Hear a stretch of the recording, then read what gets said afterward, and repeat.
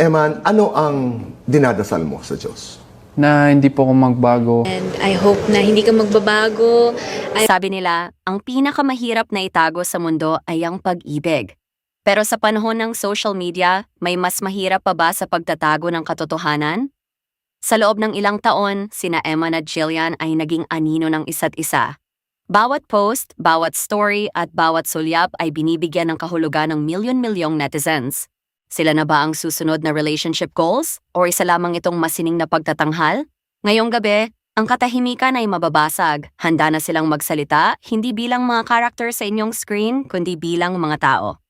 Bago ang lahat, gusto naming magpasalamat sa inyong paghihintay. Alam naming marami ang magugulat, pero kailangan itong gawin. Kung bago ka sa channel na ito, pindutin mo ang subscribe button at ang notification bell. Bahagi ka ng pamilyang ito at sa pamilya walang lihim na hindi nabubunyag. Ang lahat ay nagsimula sa isang simpleng imbitasyon. Isang collab para sa isang food vlog na ang tanging layunin ay ang magpasaya ng mga viewers. Pero ang hindi alam ng marami, nung unang beses na nagkita sina Eman at Jillian, wala silang nararamdamang kakaibang spark. Sa katunayan, ayon kay Jillian, tila magkaiba ang kanilang mundo. Si Eman na laging maingay at puno ng biro, at si Jillian na mas pinipili ang katahimikan at seryosong usapan. Ngunit sa harap ng camera, tila may mahikang namkari ang bawat asaran at batuhan nila ng linya ay kinagat ng publiko. Doon isinilang ang bansag na M-Jill. Ang shipping ay nagsimula sa mga komento. Bagay sila. Tingnan niyo kung paano tumingin si Eman kay Jillian at sana sila na lang. Ang mga katagang ito na nung una ay biro lamang para sa dalawa ay unti-unting naging malaking bahagi ng kanilang career. Ang bawat video na magkasama sila ay nagkakaroon ng milyon-milyong views, habang ang kanilang mga solo projects ay tila hindi napapansin. Dahil dito, aminin man nila o hindi, naramdaman nila ang pangangailangang sumakay sa agos. Sinabayan nila ang gusto ng fans. Nagpost sila ng mga litrato na may malalamig na caption, nag-exchange ng mga heart emojis, at hinayaan ang publiko na bumuo ng sariling kwento sa kanilang isipan. Ngunit sa likod ng bawat viral na kilig moment, may lumalalim na lamat. Ang pressure na kailangang maging sweet sa bawat pagkakataon ay nagsimulang maging pabigat.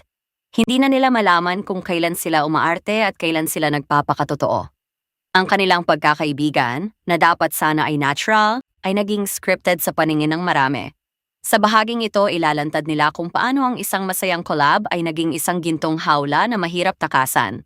Ang katotohanan ay unti-unti nang natatabunan ng mga likes at shares at ang kanilang tunay na nararamdaman ay naisantabi para lamang sa kasiyahan ng kanilang mga taga-suporta.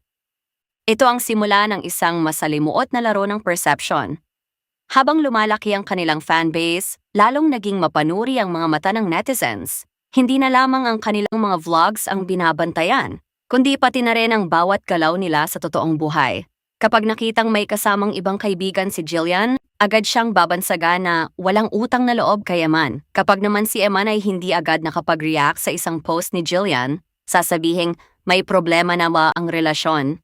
Ang ganitong uri ng toxic environment ay nagsimulang pumasok sa kanilang personal na espasyo. Hindi na sila makapag-date o makipagkilala sa ibang tao nang hindi natatakot sa magiging reaksyon ng mga shippers. Para kay Eman, ang pressure ay dumating sa anyo ng pagiging perfect partner. Inasahan ng lahat na siya ang magiging knight in shining armor ni Jillian sa lahat ng pagkakataon. Pero sa totoo lang, siya rin ay may sariling mga pinagdaraanan na hindi niya maibahagi dahil kailangang panatilihin ang imahe ng isang masayang boyfriend. Ang mga tagong sakripisyo nila ay hindi biro. Maraming pagkakataon na kailangan nilang magpanggap na maayos ang lahat kahit may hindi sila pagkakaunawaan bilang magkaibigan. Ang bawat post na feeling blessed ay madalas may kalakip na pagod at pagkalito kung hanggang kailan pa nila kayang panindigan ang isang bagay na hindi naman totoo. Ang pinakamahirap na bahagi ay ang pagpasok ng kanilang mga pamilya sa usapin. Ang mga kamag-anak na dapat sana ay nakakaalam ng katotohanan ay nagsimula na ring magtanong kung kailan ang kasal o kung kailan sila mag-aamin sa publiko. Ang linya sa pagitan ng kanilang pribadong buhay at ng kanilang digital na persona ay tuluyan ng naglaho. Dito nila na-realize na ang content na kanilang binuo ay naging isang monster na kumakain sa kanilang kalayaan.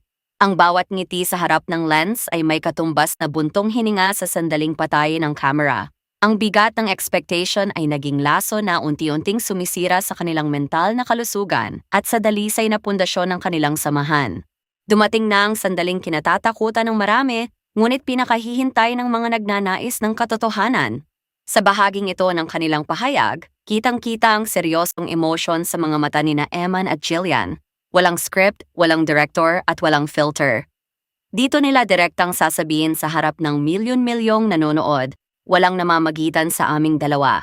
Ang pag-aamin na ito ay hindi ginawa para manakit, kundi para magpalaya.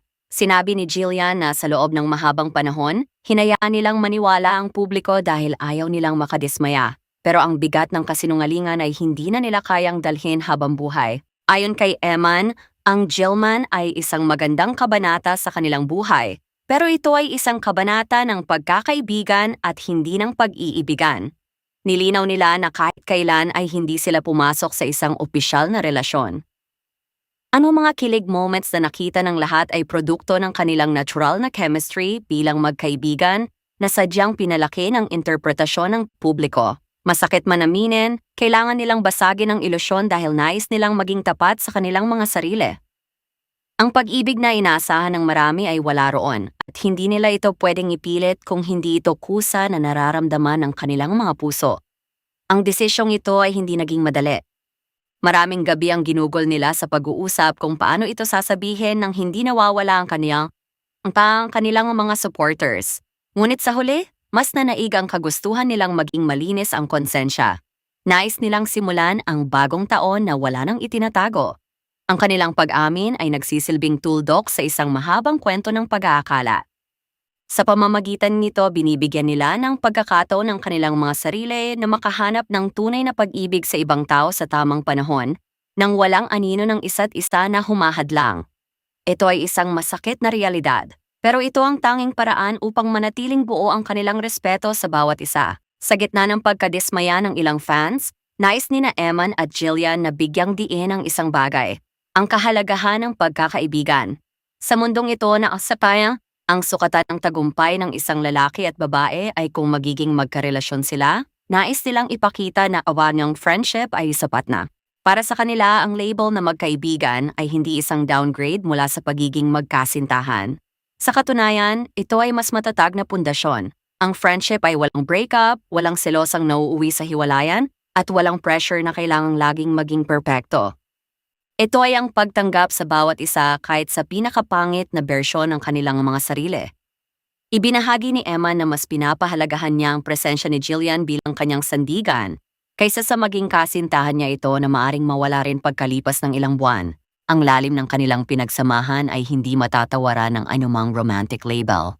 Sila ang unang tumatawag sa isa't isa kapag may problema. Sila ang magkasama sa bawat puyat sa pag-edit at sila ang saksi sa paglago ng bawat isa mula sa simula. Ang ganitong uri ng pag-ibig, ang platonic love ay madalas na naisasantabi, pero ito ang uri ng pag-ibig na tumatagal habang buhay.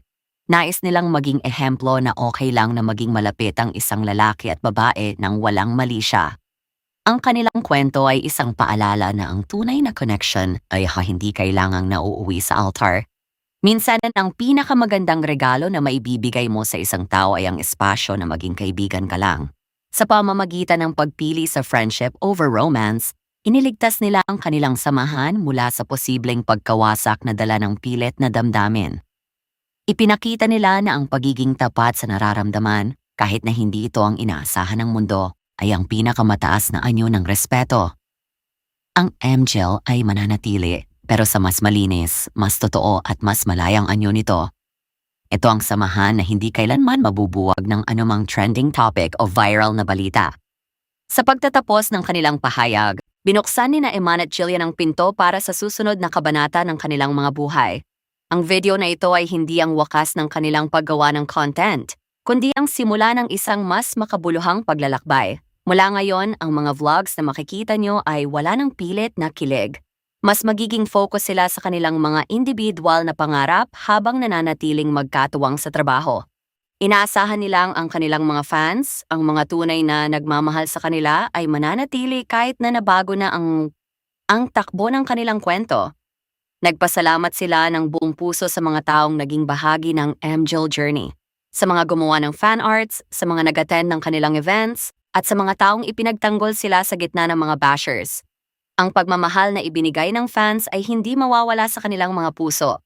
Ngunit hinihiling din nila ang pangunawa. Hinihiling nila na sana ay hayaan silang lumago bilang magkaibang tao. Nais nilang makita ng publiko na ang pag-amin na ito ay hindi pagtalikod sa fans, kundi isang paraan para mas maging karapat-dapat sila sa inyong suporta. Suporta na nakabase sa katotohanan at hindi sa pagkukunwari. Ang kinabukasan para sa dalawa ay puno ng pag-asa. May mga bagong proyekto, bagong travel goals, at bagong mga kwentong ibabahagi. Pero sa pagkakataong ito, wala nang bigat sa kanilang mga dibdib. Ang bawat tawa na maririnig nyo sa susunod na mga videos ay alam nyo ng tunay at galing sa puso. Ang kanilang mensahe ay malinaw. Ang katotohanan ay maaring makasakit sa simula, pero ito ang magpapalaya sa atin sa huli. Patuloy silang magbibigay ng saya, inspiration, at aral sa abot ng kanilang makakaya. Salamat sa pagsama sa amin sa mahabang paglalakbay na ito. Ito ang aming katotohanan, ito ang Eman at Jillian. Magkaibigan, magkasama at malaya. Maraming salamat sa pakikinig. Alam naming hindi ito ang inaasahan nyo, pero ito ang totoo. Kung mahal nyo kami, sana ay i-share nyo ang video na ito para matigil na ang mga maling balita. Bago tayo magtapos, gusto naming marinig ang inyong boses. Ano ang mas mahalaga para sa inyo? Ang isang relasyong pinilit para sa ibang tao o isang pagkakaibigang tapat at tumatagal habang buhay? I-comment nyo ang inyong mga saloobin sa ibaba. Babasahin namin ang bawat isa sa inyo.